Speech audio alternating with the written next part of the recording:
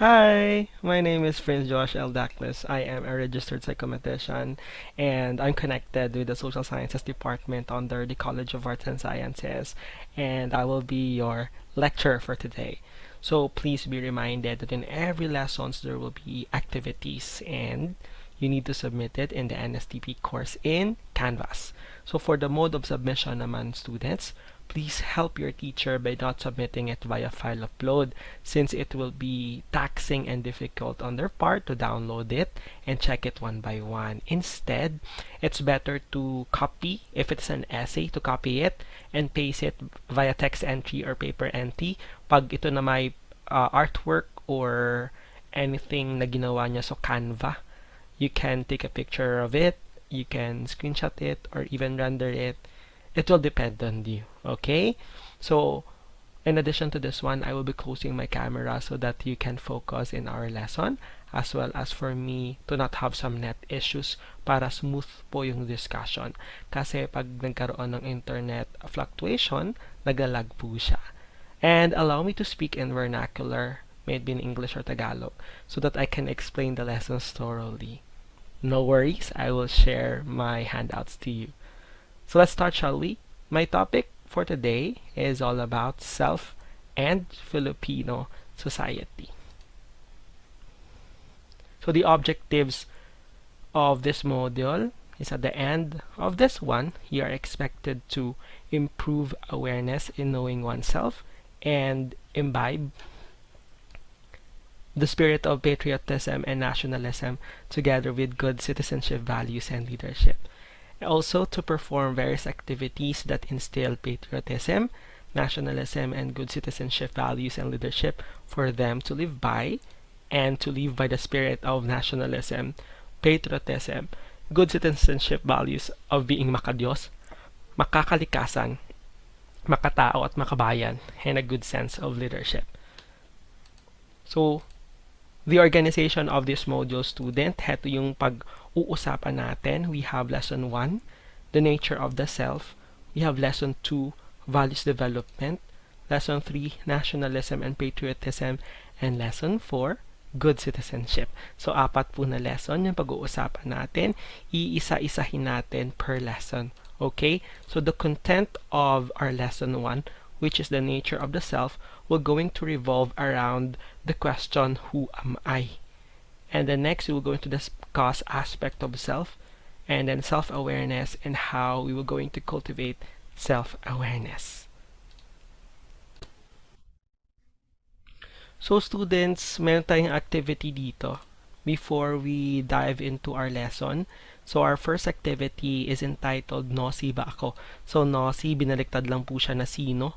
Sino ba ako? So I want you to click into this YouTube link and I want you to watch that video and draw an inspiration to this video and start to write your own story.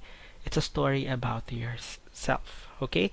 And it will be entitled Who Am I? So lahat po ng title natin for this activity is all about who am I. Now, heto po yung format. Here are the formats. So we have Arial font style, then it's 12 yung font size niya. Then in writing your own story, utilize the intro, body, conclusion style of writing.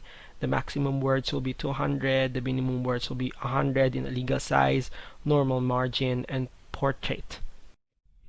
Hi class, I'm going to close my camera para hindi siya maglag. Okay, and para smooth yung discussion natin. Now, our lesson is all about the nature of the self. And there's a big question in here, which is, who am I? Sino ba ako? That's why your first activity is, Nosy ba ako? Okay? Now, in this nature of the self, you will going to understand who you are, but not the entirety of who you are. Kasi, in understanding yourself, hindi naman siya automatic. Na if you will going to listen to my discussion, you know yourself. Period. Diba? So, it's all about experiencing the process and knowing through contemplation who you truly are. So if you will look into the song of Casting Crowns, na Who Am I? So magiging songirist muna si Sir ha. So sinabi doon na, Who am I that the Lord of all the earth would care to know my name, would care to feel my hurt. So in that lyrics, there is a person who's asking the question, who am I? And meron dong questioning, sinabi di ba niya na, sino ba ako that the Lord of all the earth would care to know my name? In our life, we will always be asking question, sino ba ako? What's my purpose? What's my meaning? Bakit nandito ako sa mundong ito? Bakit pinanganak ako? And it's a good question kasi at the end of the day, you are the one who will going to answer it. By asking such question, you would come to know yourself. But again, it is a process. Hindi siya na paglipas ng isang araw, you know yourself. Diba? It's a process. Amat-amat. Hindi siya biglaan. Okay? Now, in the song of Casting Crown, there is a questioning. Diba? In the first pa lang na lyrics. And if you go to the chorus, sinabi doon, I am a flower quickly fading, today and gone tomorrow, a wave tossed in the ocean, a vapor in the wind, blah blah blah blah. So dun sa chorus na yon, there is a resolve already, di ba? Nung kinanta ni Sir yung first lyrics, there's a questioning, but in the chorus, there's now an answer. Now, paano nagkaroon ng answer? Na he is a flower quickly fading, na he will be gone tomorrow. It's because of his own experiences. And not only na-experience niya yun sa sarili niya, but also nakita niya yung reality of the world, that people come and go, that people will pass by, that we are living here in the earth, not permanently, we are just temporary in here. So that's a resolve of, at the same time, an answer to the question, who am I? Pero, it's not the entire answer, Greg. It's part of it. So, in order for us to understand more about who am I, kailangan nating tingnan, students, yung self. Ano ba yung self? Yung self po, ako yun. Yes, ikaw yun. Pero, based on Merriam Dictionary, ano ba yung ibig sabihin ng self? Okay? So let's look into it. Sinabi sa Merriam-Webster Dictionary in 2022, it is the union of elements that constitute the individuality. And what's constitute the individuality? We have body, emotions, thoughts, and sensation. So, if we were going to relate it to the song, yung questioning niya, and then yung answer niya, it's just a constitution of the individuality. It's not the entirety of the individuality because there's more to it. Diba? It doesn't mean that you're teen or in this kind of age range, alam mo na lahat. In understanding the self, you need to develop physically, cognitively, psychologically. And it comes with growing and maturation. Now, in other words, when we say self, it is the totality of you. Eh sir, bakit sir totality of you? Hindi ko po maintindihan. Kasi student, yung self, meron niyang aspect, meron niyang dimension na kailangan nating intindihin para we can look into the bigger picture by scrutinizing the parts. That we can say, I am good enough. Diba? By looking into the parts and creating that kind of bigger picture that I am good enough, that's understanding the self. Diba? That's your own resolve. But again, kailangan mo munang maintindihan yung sarili mo. That's why we are talking about self right now. Now, in understanding the self, it requires a lot of contemplation, for it is a basic quest for meaning and purpose. A lot of self-reflection, a lot of introspection. So, introspect meaning to look within. in order for you to know yourself. There will be a lot of questioning, like, who am I? Diba? Kahit nga yung who am I, hindi siya madaling sagutin. Kasi the answer to the question, who am I, is our identity. No? Which is all-encompassing system of the constitution of our individuality that define who each of us is. So this all-encompassing system makes up the self. So again, may mga constitution ha. So pag sinabi, ano yung constitution ng self? Meron po tayong body, emotion, thoughts, and sensation. To be specific po, the aspect of the self. And ano yung kailangan gawin para magkaroon ng self-understanding? Kailangan po ng a lot of contemplation. Kailangan po ng self-reflection or even introspection. No? Maiintindihan mo ba yung self mo in one sitting? What's the answer? No. You will understand only the parts if you will contemplate, but not the entirety, because we are undergoing into a developmental stage. Pag sinabi natin developmental stage, we are growing from conception to birth, infancy, babyhood, childhood, adolescence, young adulthood, and adulthood. The more we progress in that developmental stage, the more we become mature, the more our body develops, our brain develops, the more we understand the self. Okay? So, what are the two distinct meaning of self? Ano ba yung dalawang distinct meaning of self? Self as an object and self as a process. In understanding the self, kailangan mo tingnan yung sarili mo as an object, and it will lead us to self-concept. What's your self-concept of yourself? Kung tatanungin mo ako, yung self-concept ko is tall, dark, and what? Perfectly average.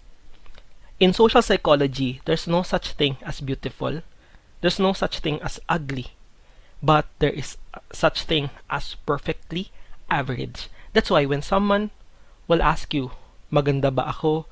Gwapo ba ako? You can answer, bro, sis, you are perfectly average. And even in the Bible, God created us in His own image and likeness. Diba? So more likely, hindi naman sinabi doon na merong ugly. Diba? Pero in-explain doon that we are created in His own image and likeness. We are fearfully and wonderfully made, right? So yun yan. Now, when we say self-concept, it is an individual's perception of self and is what helps make each individual unique. So it's more of your conceptualization of yourself, the way you look into yourself. Like for example, I'm muscular, I'm lean, I'm mataba, I'm payat. But all of those conceptualization, it's all about what the society tell us. Diba? It's the standard na pag ganito mataba, pag ganito payat, 'di ba? But if you tend to look into yourself as an object and then accept who you are, more likely kahit bayat ka, kahit mataba ka, it doesn't matter anymore. It comes with self-acceptance in order for you to have a resolve of yourself. Next is a process. Sinasabi naman ni Sir sa inyo kanina that understanding the self or the meaning of the self, it's all about a process, and it will lead us to what we call self-esteem, or the overall subjective sense of your own worth. You are the only one who knows your worth. Okay? And do not let anyone tell you of your worth. Kasi ikaw yung nakakaintindi sa sarili mo. Sarili mo yan. And you undergone process. Until now, you are undergoing process. So more likely, you know already what's your worth. So in understanding yourself, kailangan mo tingnan yung sarili mo as an object, because you have your own self-conceptualization, and kailangan mong malaman yung own worth mo. Okay? Now, i-explain lang ng mabilis ni Sir that there are two kinds of self. So we have the real and ideal self. Anong pinagkaiba ba ng real tsaka ideal? Yung real self mo, yun yung self mo when you are at home. And always remember, at home, we are comfortable. Diba? Like for example, if you want to say the things that you want to say, masasabi mo yan sa bahay. But what about your genuine, what about your ideal self? Ideal self encompasses your ideas, your aspiration, your dreams. So for example, if you want to be a lawyer, so pagpasok mo ng school, you act as a lawyer. Kahit na hindi ka pa lawyer, you act as a dignified person na magaling mag-answer during the oral recitation, magaling magbigay ng insight in regards to the concept that was discussed.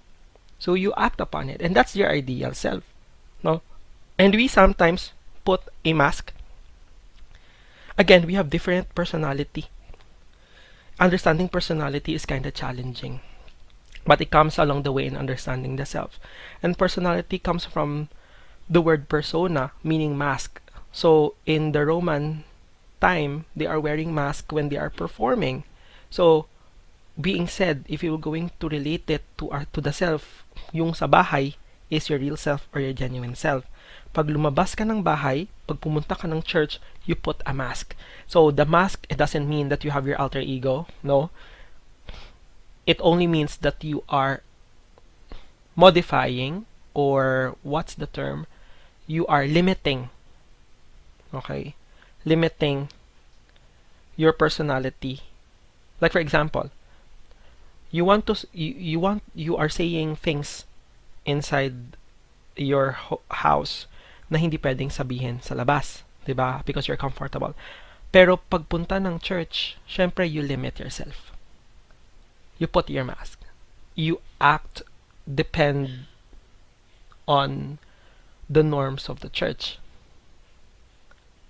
Right? So we always put mask, but it doesn't mean that if you put mask, you are faking everything. No. Personality is enduring pattern of behavior. And whatever you are presenting, pinapresent mo sa ibang situation, but you are just limiting or modifying it. Pero ang managyapan yung personality. Okay? So again, the two kind of self that I failed to add in your lecture notes is the real and ideal self. So let's go now to triadic meaning of the self. So sa triadic meaning of the self, ina-explain dito that the self is knowledgeable. We as human, meron tayong complex nervous system. Okay? And our nervous system is divided into two. We have the central and the peripheral nervous system. Central consists of your brain and your spinal cord, and the peripheral nervous system consists of the periphery, or the neurons in the body. And because we have the brain as a central processing unit of our entirety, it governs our movement, our actions, our thoughts.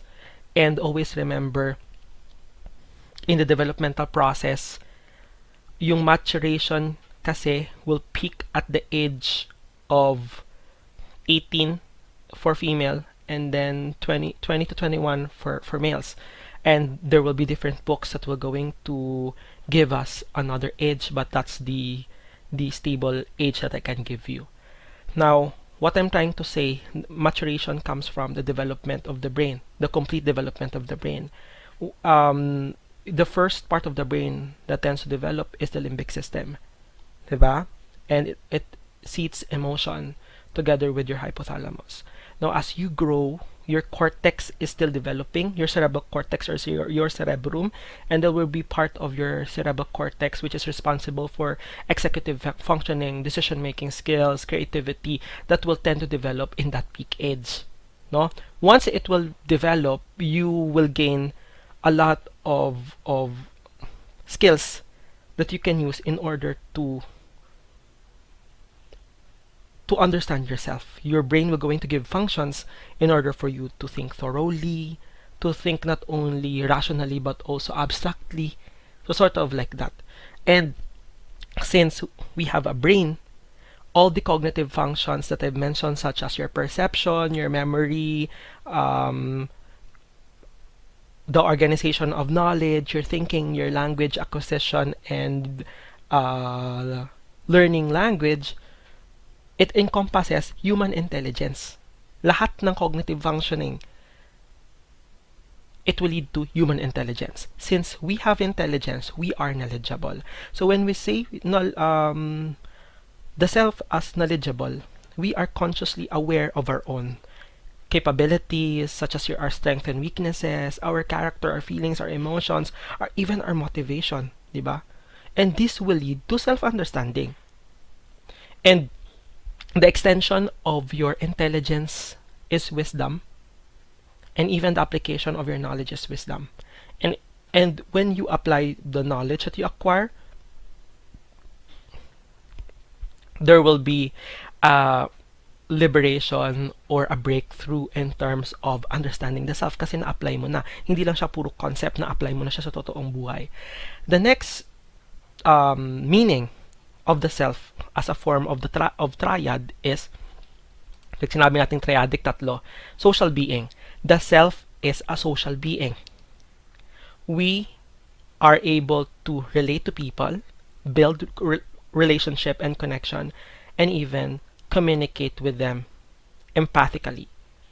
Now, for you to have a good well-being, part ng acronym na PERMA, positive emotion, engagement, relationship, meaning, at saka achievement, part doon is relationship.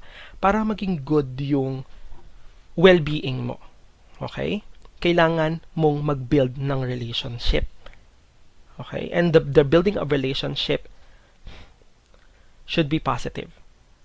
Kasi, if there's a problem with relationship, kasi relationship is part of your functioning. If there's a problem with your relationship, there's a dysfunction in that aspect of you. And if there's a dysfunction in that kind of aspect, more likely, it will going to drag the other aspect of the self and it will lead to any psychopathology. So, that's why kailangan marunong tayong mag-balance. Marunong tayo na tinatawag nating self-care. So, the self as a social being, even though you are extroverted or introverted, we are able to communicate with other or build relationship with other people. Okay? The last meaning of the self to form the triad is active agent. We are proactive, and our self is not also proactive, but directive siya. Whatever you put into, like you set goals, you evaluate, you put some action, and then you reach the goals. But there will be instances, kasi again, the self is not passive and reactive, but there will be instances that you will be reactive. Kasi nga, when you're facing a threatening situation, you will be what do you call this one? You will be reacting in a way that your body will going to elicit a response such as fight, flight, freeze, and fawn response. No? But hindi naman siya always. Okay? Kasi pag reactive yan, parang ang ibig sabihin, you are reacting to something without even thinking. Kaya nga meron kang brain para when you react, before you react, you need to think of the things logically and abstractly.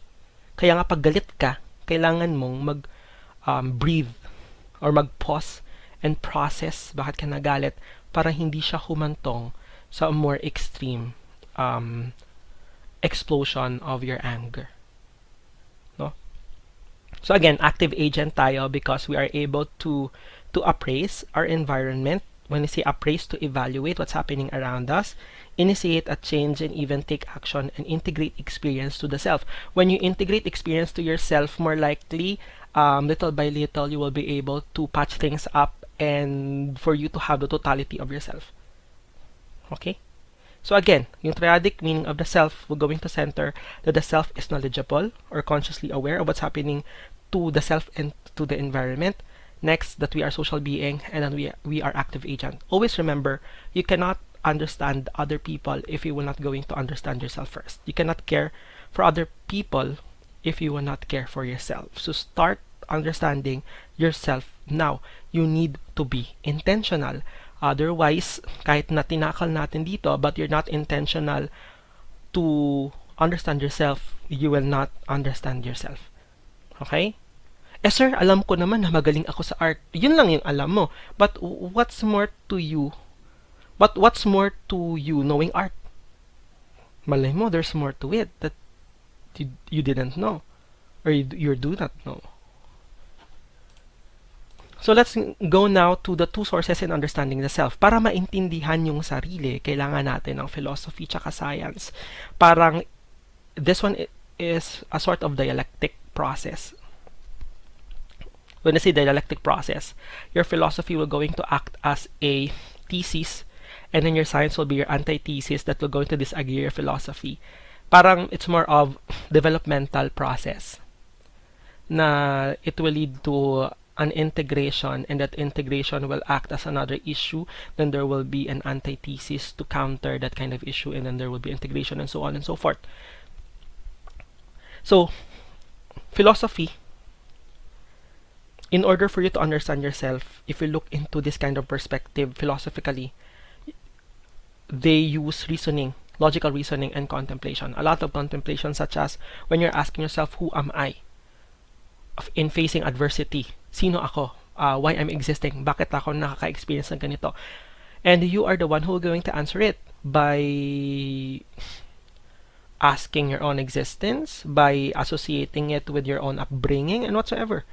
So it's more of a philosophical answer to a philosophical question. But if you were going to look into the other perspective, which is a science, we look into the process through empirical observation. When I say empirical observation, you are observing, or either you are experiencing it. Like, let's say, bakit kaya wala akong motivation ngayon? Anong nangyari? And then you are trying to study, you're experiencing studying for your midterms, and then dun mo na nalaman na kaya pala wala akong motivation kasi ay nababurn out na ako. So what do I need to do? Diba? So more likely this science will lead us to the scientific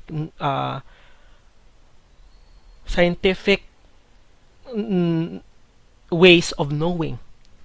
And the scientific ways of knowing will lead us to scientific method. Then later on, we'll spurt research and other discoveries of the self.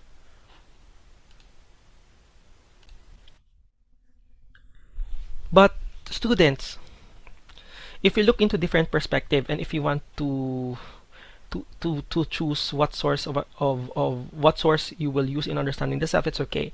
But the best way is to integrate the two in understanding the self, kasi you need to be philosophical and you need to be empirical. You need to be rational and you need to be empirical. You need to ask question like, who am I? Why it's happening to me? Like in facing adversity. For example, may problema ka with the family. Why it's happening to me? And then you try to observe what's happening around you. What's the cause of the problem? Again, we are an active agent. Diba? And an active agent, we appraise, we evaluate, and then we initiate change. So for example, okay, may family problem or kulang sa financial. Okay? Financial problem. So you ask question, bakit wala kaming pera? Bakit pa ako nag-i-exist sa mahirap na status ng buhay?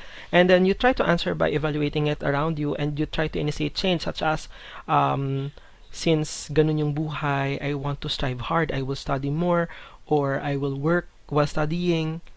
So you can make use of the two sources for you to understand yourself, and I think it's a great source to integrate the two, so that the impact of understanding to yourself is big, rather than using different sources individually, and then parts lang yung maiintindihan mo sa sarili mo. So it's better to utilize the two. Okay? Now, yun yung sinasabi ni sir, we have the aspect of the self. In the aspect of the self, parang dimension siya ng isang tao. Okay? Now, for example, if you take out physical, the other aspect cannot stand. Or para siyang bahay, na pag tinanggal mo yung isang paa, hindi siya magsa-stand. Okay? So that's why kailangan complete sila. And kailangan balance sila. There should be a sense of equilibrium in order for one not to drag the other, and for one not, and for the self not to create a psychopathology that later on will lead to a certain disorder. So in order for us to understand, kailangan nating isa-isahin yung aspect of self. So let's start with the physical self. Yung physical self, it's all about your physical body. It's all about your development. It's all about your own self-concept. It's all about your own perception. Di ba sinabi ni Sir sa inyo sa social psychology, meron dong part sa book na sinabi that there is a perfectly average person. There's no such thing as beautiful. There's no such thing as ugly. A beautiful, beautiful, or ugly, ugly. But there is a perfectly average person. So if you know yourself that you are tall, dark, and perfectly average, that's your own conceptualization of yourself. When you look at yourself that you are, and even though you have buy-on or belly fat, but if you like your body, that's more of understanding your physical self and accepting who you are. Diba? Rather than having insecurities. Oh no, we have insecurities, and we are undergoing a process of understanding insecurities and even managing it. But at the end of the day, if you are able to break through to that kind of insecurities, you will be able to have self-acceptance, and you will grow to reach your own potential. But for the meantime, we are trying to accept who we are. But first, by looking into the physical self. Next is the sexual self. If you will look into it, sexual self is part of the physical self. Nag-spring out lang siya with the reason that sexual self focus into understanding and the development of human sexual behavior. And not only of human sexual behavior, but in the changes in the body in terms of puberty.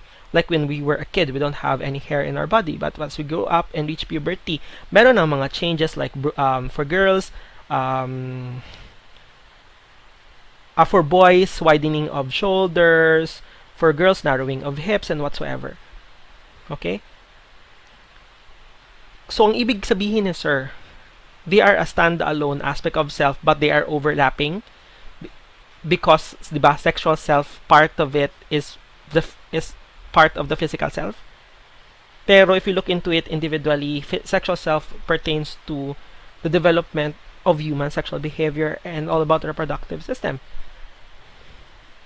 Okay, and physical self will be about the body, although part of the body is the reproductive system. But again nga, the topic for sexual self is all about sexual behavior. No? Next is spiritual self. Spiritual self consists of internal thoughts and interception of your values and moral standards. So when we say perceptual self, student, it's not necessarily looking into acknowledging the supreme being or God, but it's more of reconnecting with the world or reconnecting with the environment and building relationship with people. That will going to encompass the development of spiritual self. And part of spiritual self is your moral self. But the moral self kasi is focus into morality and understanding one's moral development. And moral development will develop depending on the developmental process or the age that you are in. Diba? So more likely when you were a kid, what you know is good or bad only. And as you grow up, because of your experience, you are now able to stretch your morals. Like, is it anchored to norms? Is it a universal principles or whatsoever?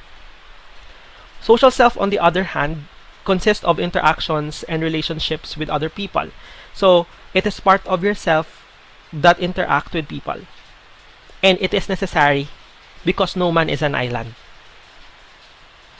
Okay? Okay, so in the social self, there's a phrase like no man is an island. And in order for us to develop our social self, we need to, what do you call this one? Build relationship. Good, healthy, and better relationship. and even connection with other people. For the emotional self naman, it includes regulations of one's emotion. Always remember we have brain, we have the limbic system, which is the seat of emotion, together with the hypothalamus. So more likely, we are an emotional being aside from being a social being. So in order for us to manage this one, kailangan alam natin kung to what extent tayo kung to what extent yung galit natin, to what extent yung sadness natin, what are the ways in order to manage the sadness. So, kailangan alam mo how you regulate your emotion. Regulating one's emotion shows that you are a healthy person, shows that you know yourself in in this kind of aspect. Next is material and economic self. This one is all about our tangible investment to ourselves. What's the impact of tangible investment to ourselves? Does it bring satisfaction or not? Is it your wants or your need? So we need to draw the line if it is a want or a need. It's okay to reach it's okay to acquire your wants, but not every time. We need to prioritize what is needed. Okay? Now, always remember, in the concept of well-being, we have hedonia and eudaimonia concept. In terms, if I'm going to relate it in material and economic self, this tangible investment should give hedonic and eudaimonic feel. So when we say hedonia, principle in terms of well-being, it's more of the feeling of pleasure when you acquire something, when you experience something. So if you acquire this tangible investment that you need and even you want as a reward for your own achievement, not hindi siya dapat na that's my want, I will buy this, I will buy I will buy this, I will buy that, or whatsoever. It's more of I want to reward myself because of my own hard work. So there's a feeling of pleasure nung nabili ko yung ganitong bagay.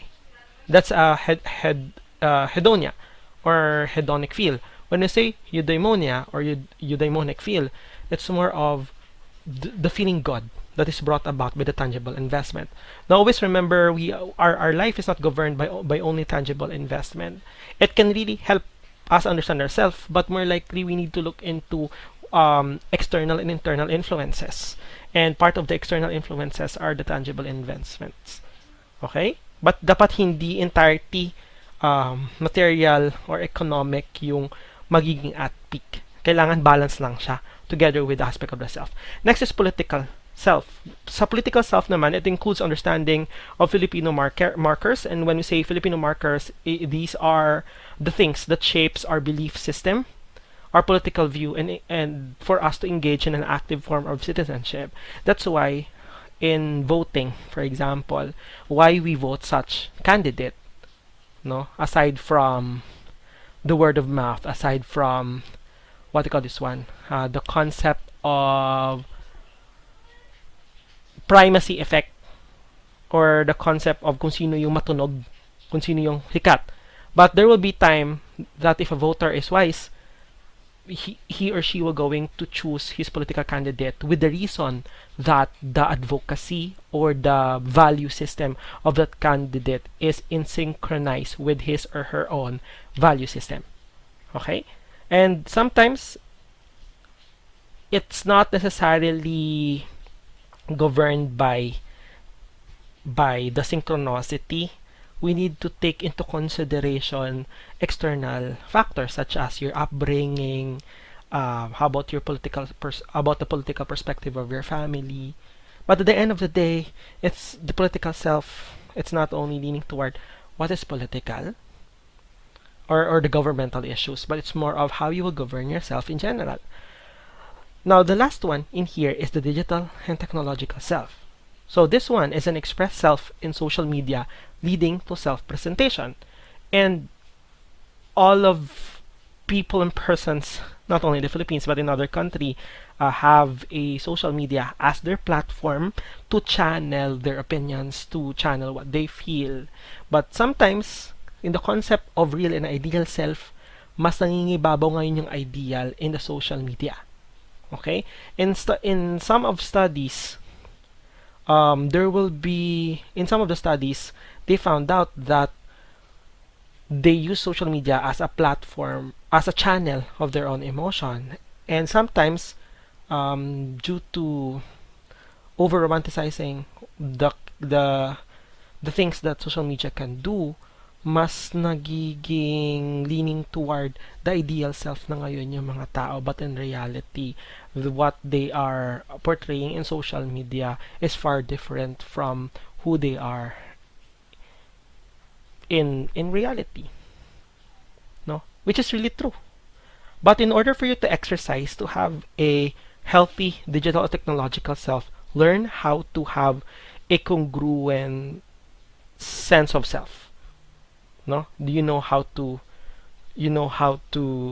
go out to that ideal self, you know how to portray your ideal and go back to your real self, or you know how to integrate such. And in order for you to have a healthy self or the totality of your identity, you need to manage this aspect of self. Naintindihan? Okay? Now, let's go to self-care.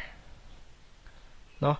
In self-care, student, always remember that it is very important, because in every aspect of self-care should be practiced so that you can have a healthy and unified self. So these are different self-care. I will not going to talk more about it, but I will remind you that there's no one size fit all self-care. There will be self-care na hindi kayang i-achieve ng ibang tao due to luxury, 'di ba?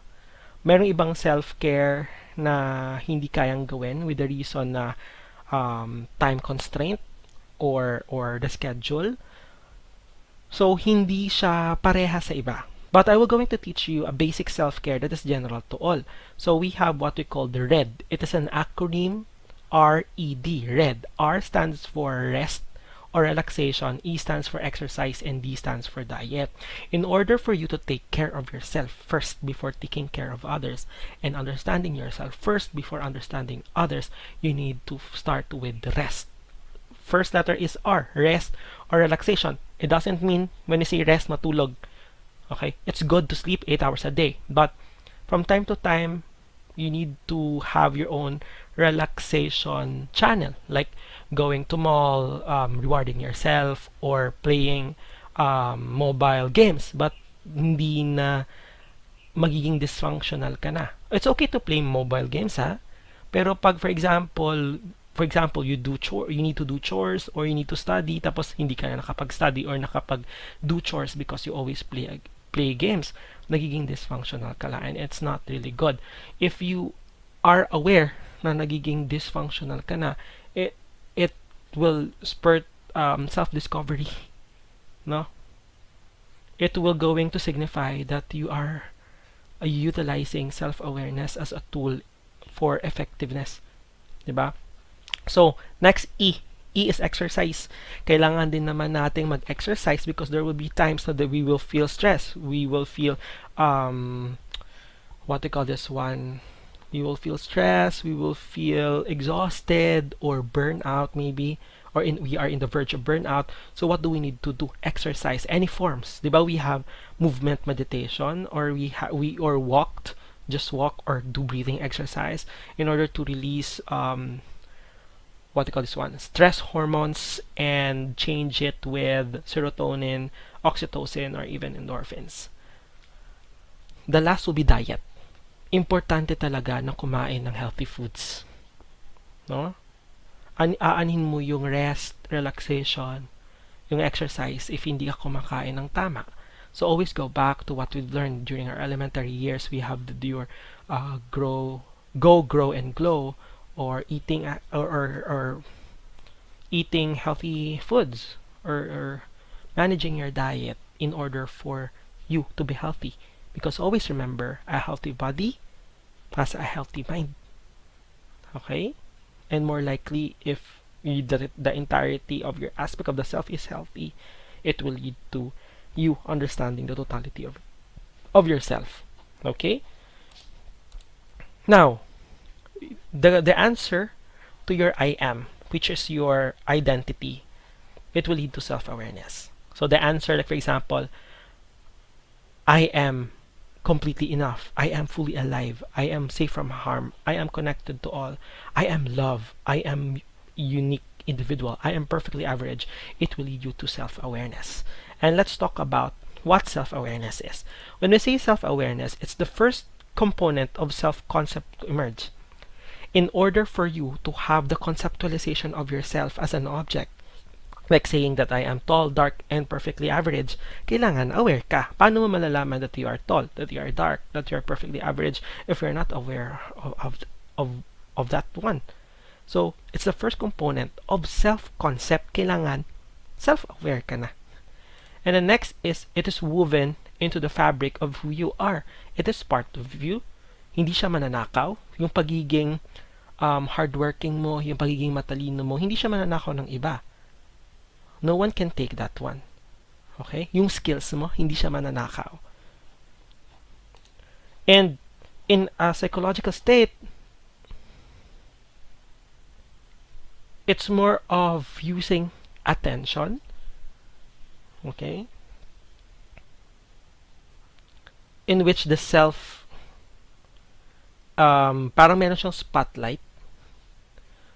So more likely, if you will going to read what's in the screen, it is a psychological state in which oneself become the focus of attention.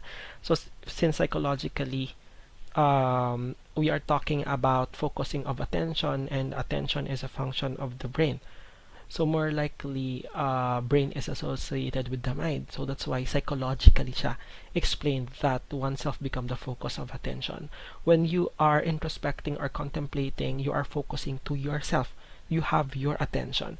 It's better for one to be consciously aware, at the same time putting attention to that consciousness para mas madali siyang maintindihan, rather than you are being conscious of yourself and around you, and then after that one done, whatever the memory bits and pieces will be stored in your pre-conscious, or maybe will go to the unconscious. So mas better na merong attention para yung memory retrieval mabilis siya.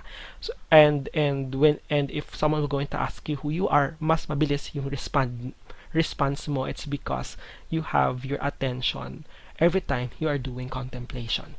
Okay? Now let's go now to the levels of self-awareness by Philip Rochat. So in here, it is anchored to developmental process or the age range. So differentiation and situation will going to be under infancy and babyhood. Identification will be under childhood, and permanence will be under adolescence. Self-consciousness will be under adulthood to such. Now, in the level of self-awareness, may mga level tayo that if we will go back to the pattern of the development, when a baby starts to differentiate, he or she is able to identify things around him or her. Like in terms of reflection, he acknowledged that that's a reflection, that there is something that thing exists. Okay? And then when we say situation, though the infant or the baby recognize the reflection and movement. So more likely there will be attention towards it because it's moving. And then since the brain is developing, more likely there will be cognitive functioning saying to the baby na, okay, you need to pay attention to what is moving. That's why pag may galakat, ang bata, ginasunod niya ang galakat. Like the dog, ginasunod niya ang dog. Diba?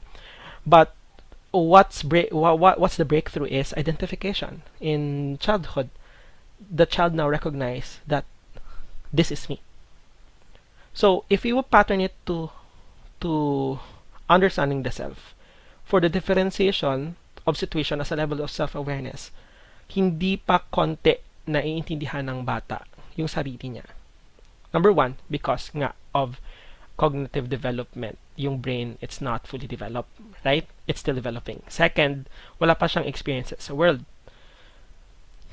But as time goes by, manonotice niya yung sarili niya in the mirror, that's me.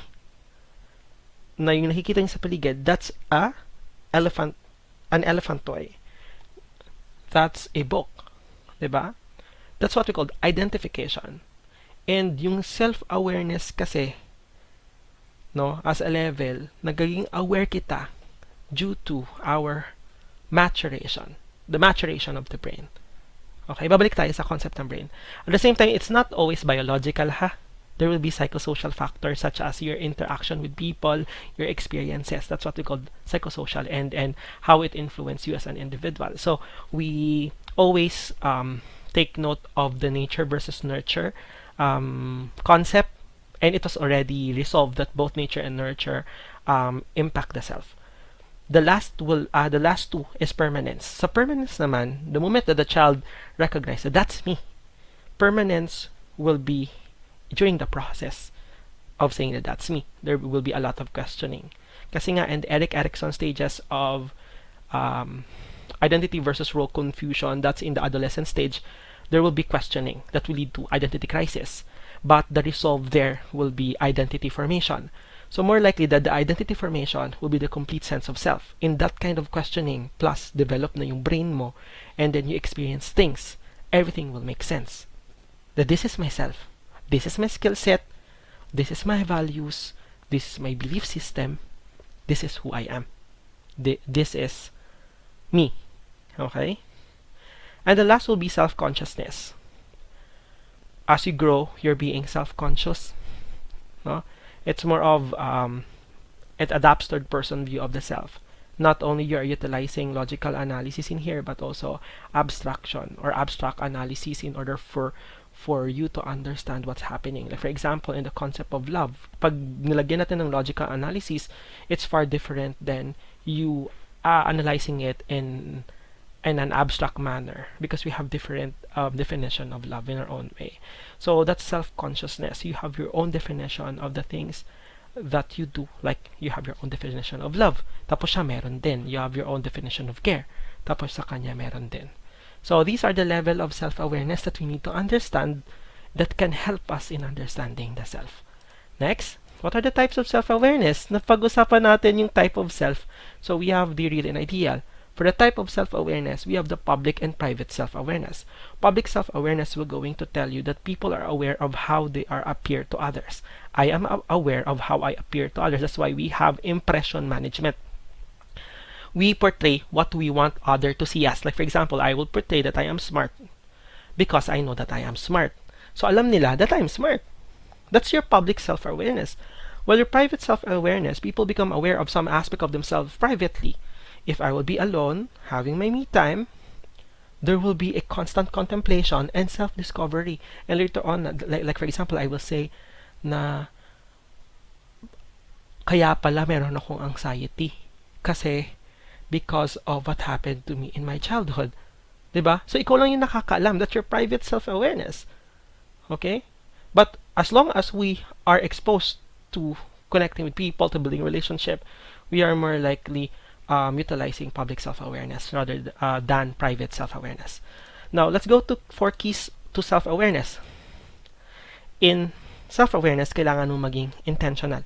Sinabi ko na yan kanina. You will not be able to discover yourself or to have that kind of self-concept if you are not intentional or you don't have any intention to know yourself more. And then, second, you need to think differently. There will be times that we will be thinking one-sidedly or in a one-sided manner. We need to look into 360 degrees so that our thinking will not be biased. When you are able to understand perspective, it will give you, it will expose you to learning. No? And build skills. In building skills, we do not settle for you. For example, I know how to paint. No? But building skills, what I can do in order for me to be a good painter. Maybe, dati alam mo lang how to do water painting. But later on, naging marunong ka how to use acrylic or oil painting or charcoal rendering or even pastel painting. And then more likely you are able to know techniques because you're able to practice and master that skills. And later on, you will say that I am a master painter. And my specialization is in oil and acrylic painting. More likely abstract painting. Diba? So, me saying such is self-awareness. Next is 4 keys to self-awareness is to change context. There will be tendencies that a certain environment will not giving you awareness. because of certain circumstance. It will going to parang cage you. But if you want to be aware, and you need to modify your environment in order for you to learn. Diba? And that's what we call changing your context. In order for us to be aware, you need to modify your environment to better align with your skill set and strengths. Okay, so let's talk about 4 importance of self-awareness. It is important to understand this one because it will going to anchor us with principles. More likely, it's the combination of personality and principles or standards to make a profound differences. When you are able to be aware of what's happening to you and the environment, you will have that kind of principle or standard to stand for what you believe in. But again, with constant contemplation, kasi sometimes what we believe in is wrong. And we will be corrected by our experience man mismo. So, ang importante doon, you know where you will going to level yourself. No? Not going against the norms because you will be dubbed as deviant, but to conform with the norms. And if you want to break the norms, it's kind of difficult. But if you think that it is necessary, then break through. Okay? Try to break through. Next, the importance of self-awareness is for you to know your purpose. That's why we are asking, who am I? And right now, I know you have your own purpose. What's your purpose? Why you're taking that course? Kasi, sir, well, I don't have a choice. Yes, you will say that you don't have a choice, but later on in your 3rd year or 4th year, you will know why. Because you are constantly asking yourself, bakit ito yung course na kinuha ko? And at the end of the day, you will be the one who will answer that question. No? And the last is leading. Heart-based leadership begins with knowing yourself to lead others. You cannot lead others if you don't know to lead. If you don't know how to lead yourself, everything will start in you. Okay. So here are the 4 importance of self-awareness. And always remember, student, that you need to cultivate such self-awareness. Yes, pag-uusapan natin yung self-awareness pero walang application. Yes, you know your self-awareness pero walang intention. Paano magfo-foster yung self-discovery leading to understanding the self if you are not going to cultivate your self-awareness? Again, yung self-awareness is first component of self-concept, right? So, paano malalaman yung conceptualization mo sa ngayong age if you are not going to be aware of yourself? Again, your conceptualization of yourself when you were in your teenage until right now will be different because of your experiences in life. So if you are not going to be intentional and think differently and build skills or change context, you will not going to know yourself. So let's go now to the techniques in cultivating self-awareness. So here are the techniques. Hindi to lahat. It's just an example of the techniques, but I think this one is important techniques na pwede kong maibigay sa inyo. So number 1 of the techniques that you can use is meditation. Actually, it's a spiritual practice, but meditation kasi, if you will read the book or whatsoever, it's more of your quiet time. May it be you are guided by a practitioner who is trained for meditation, or you're guided by music or whatsoever. But for me, it's your quiet time, sitting alone and meditating. So it's more of working with the mind and training in awareness. The moment you work with the mind and you train your awareness and you notice something is going on with your body, something is going on with yourself, that's understanding the self. So we have several facets of meditation. It's not limited to this one. There's a lot more, but I think this one is very common. Number 1 is mindfulness meditation. From the word mindfulness, mindful. You need to pay attention to your thoughts as you meditate. Like for example, you are now in your meditative state, and then you think that one of your body is aching, you notice it.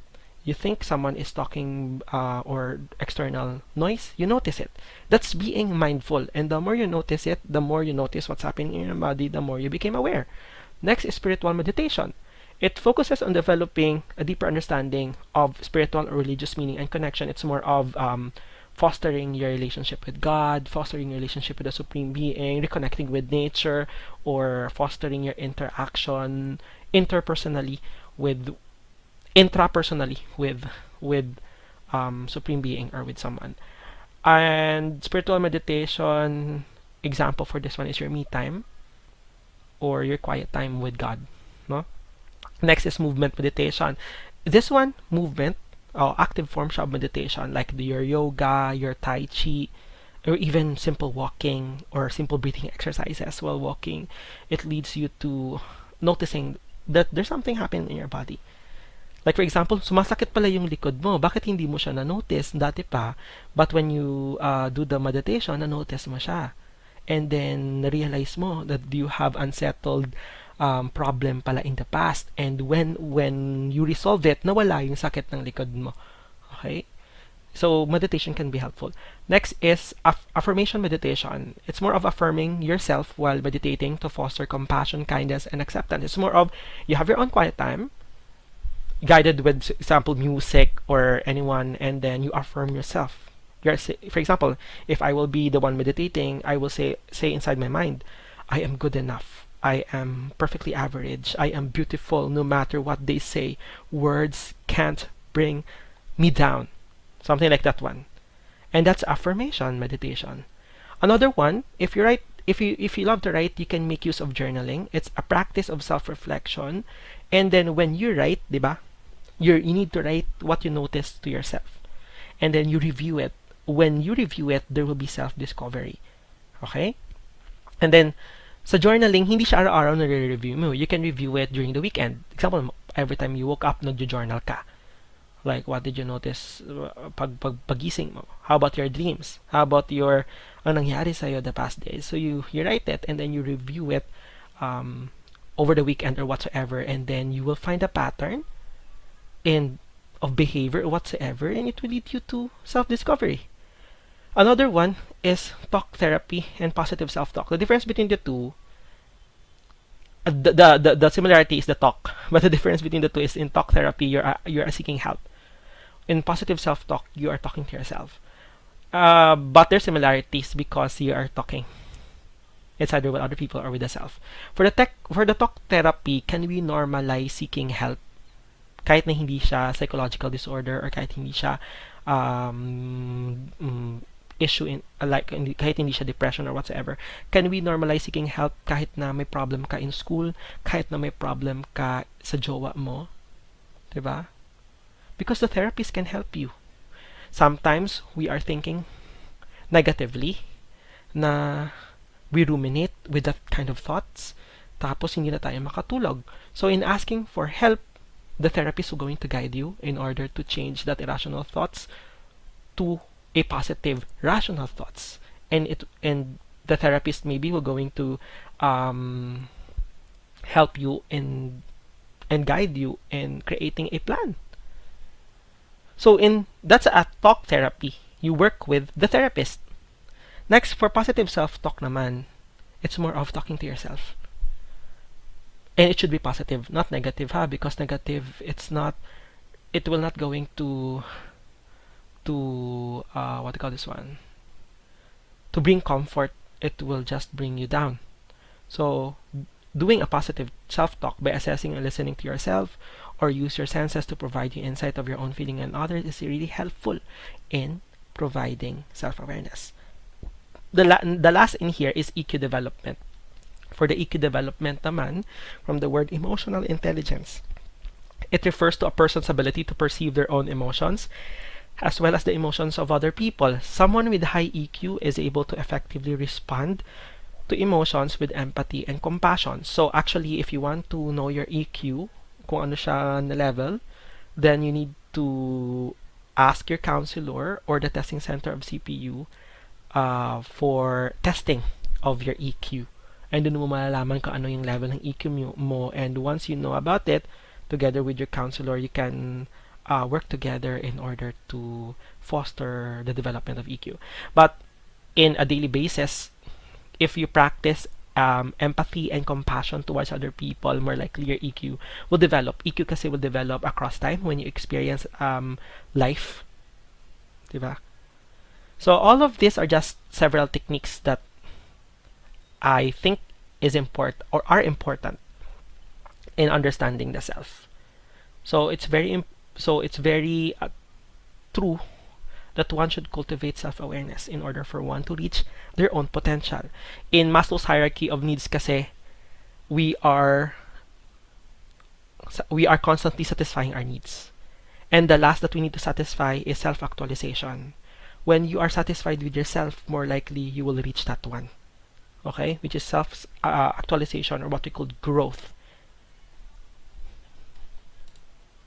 Now, let's talk about Johari window model of self-awareness. So, it is created, this model, or matrix, or avenue, is created by Joseph Loft and Harrington Ingham. So, Johari from Joseph, and Harrington, Johari window model. Window, because there are different window or panes.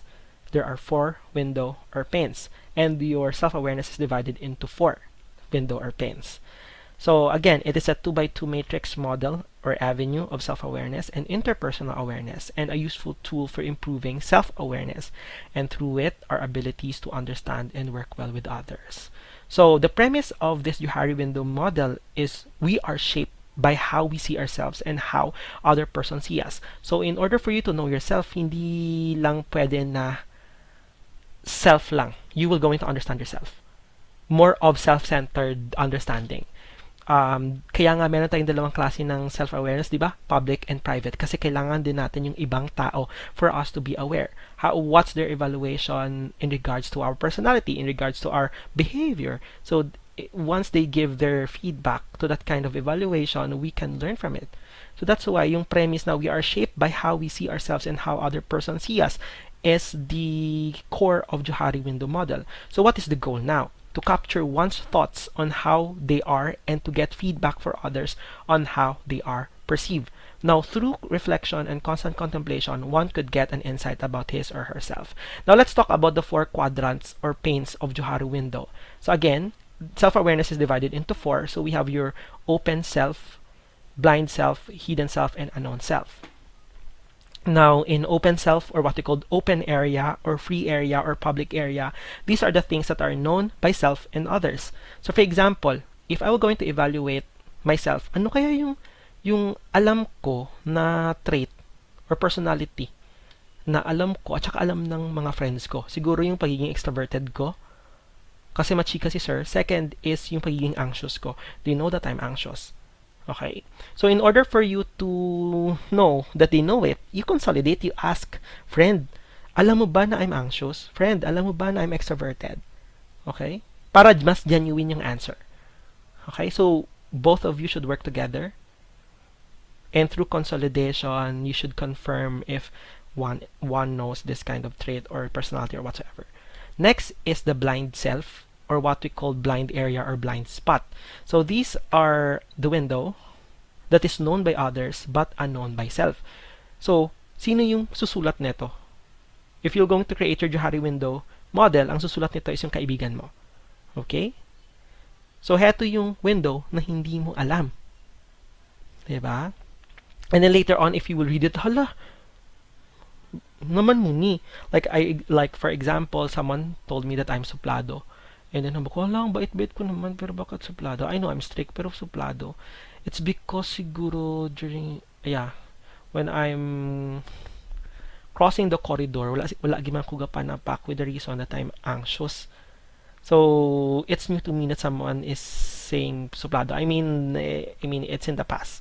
Pero, there's acceptance already for that one. Pero, if I were going to create my Johari window, yung suplado siguro, yung sa blind spot. Kung hindi ko pa mas kilala yung sarili ko ngayon. For the hidden area, or what we call hidden area, avoided area, or facade, these are the things known by self but unknown by others. So siguro I can put here, bakit ako suplado? The answer there is because I'm anxious sa stranger. No, ayaw ko mabigla sa madaming tao. Yung like paglabas ko ang daming tao, na anxious ako. So but with someone or with friends, hindi naman. So, yun lang. So that's, I think, unknown, not known to others. But what they know na hindi ko alam is suplado ako. Pero what they don't know, it's because na hindi ako nanapakay, hindi ko gani kilala, and na-anxious ako. Pero right now, I know how to manage my anxiety. It takes a lot of time to process things. Ang importante, I know na how to manage. No? Next is unknown self, or the unknown area, or the area of unknown activity. So these are the window in which things not known by either self or others. So this is reserved to the Supreme Being because only He knows who you are. So blanco na siya ha. That's why it lead us to your second activity, which is what we called my Johari window. Okay? So sa instruction ng Johari window, you need to create your Johari window, either paper and pencil or digital drawing, and you need to create it creatively, because this is the window of yourself. So no format needed for Johari window. Basta short bond paper siya, tapos landscape. So ito yung kailangan yung gawin. And then you put the label sa taas para alam natin na this one is open area, this one is blind spot, this one is hidden area, or this one is unknown. And then after that one, you write the 4 quadrants and you start to fill everything.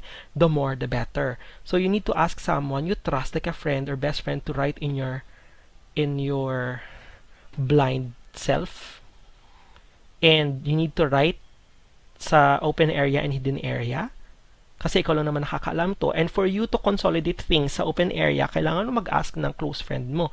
Because the one that is closest to you knows who you are. So it can be a friend, a family member, or whatsoever. And then please leave blank the unknown. Kasi heto yung parang reservation for you to know more about yourself. So this one is reserved for a more self-discovery. And then, to assess the genuineness of what is written, you need to confirm things with your friend for the open area. And then for you, for the hidden area, kailangan mong mag-self-reflect if what you have written is correct or whatsoever. And then after that one, you reflect on it. Siguro sa likod or siguro in the next page, you write your own reflection, and your reflection should be centered to self-discovery via your Johari window. Okay? So yung minimum yung 100 words, Arial font size, 12 font size, and then use the intro-body conclusion style of writing, and letter size. So kung hindi man siya makareach ng 100 words to form the intro-body conclusion, it's okay. Okay? Naintindihan? So your second activity is to create Johari window model. And I hope in this activity, kasi yung aim ng activity na to is to help the students know how well they are truly aware of themselves and to gain insight on how other people perceive them. Okay? And I hope that there will be self-discovery in your reflection, and I hope you will know parts of yourself. For the point system, for the first activity and the second activity, it will depend on the teachers na lang kung ano yung ibibigay nila na points, although I added points in there, but I will give the discretion na lang to the faculty or the teacher in charge of the subject.